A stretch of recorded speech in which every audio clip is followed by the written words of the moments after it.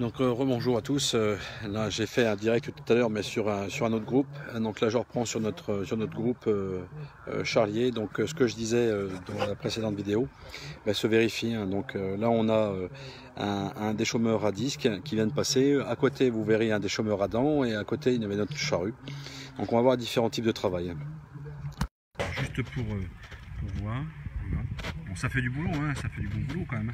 Mais le seul souci, c'est que voilà, vous avez des résidus qui vont pas être scalpés, qui vont pas être encore enracinés, hein, qui vont rester en racine. Donc il y en a quand même pas mal sur la parcelle. Voilà, il y a des résidus qui restent enracinés.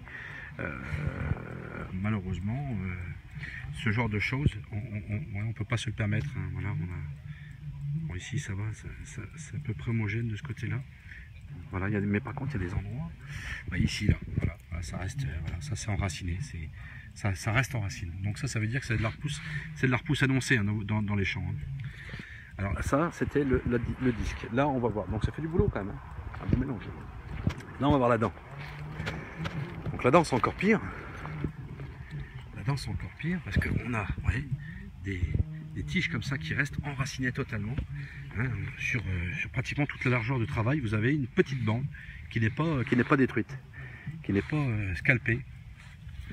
Donc ça fait du boulot de largeur, mais au final on sera obligé de repasser plusieurs fois pour pouvoir tout éliminer hein, dans l'année. Et puis à un moment donné, on ne pourra plus forcément, il y aura la culture qui sera installée. Donc voilà, on ne pourra plus faire ce genre de truc. Hein, vous voyez, on a quand même du résidu qui va rester en surface. À côté, donc là on passe sur la charrue déchômeuse, un déchômeur à soc. Là, on a les résidus qui sont posés. Donc en plus il a été un peu vite, hein, il roulait un peu vite. Le deuxième passage était mieux.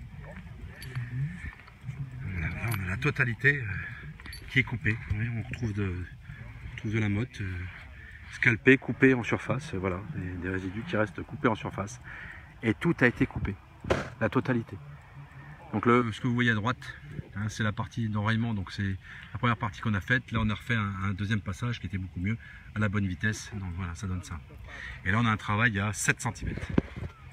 Hein, on est entre 6 et 7 cm. Donc voilà. C'est ce que je voulais vous montrer de ce matin. Donc cet après-midi on fera du pseudo-labour un peu plus profond, hein, avec nos amis belges. Donc là il y a une grosse machine qui est en train de passer. Voilà. Là on est beaucoup plus profond. Sur ce genre de machine là, ça travaille très profondément. Bon, dans du bio, c'est pas ce qui est forcément recherché. On déstructure la totalité du sol. Bon, c'est pas forcément la meilleure solution. Mais ça fait du boulot. Voilà. Là on travaille jusqu'à 25 de profond. Donc nos amis belges sont là, tous assidus aux différents matériels, ce qui est rudement bien.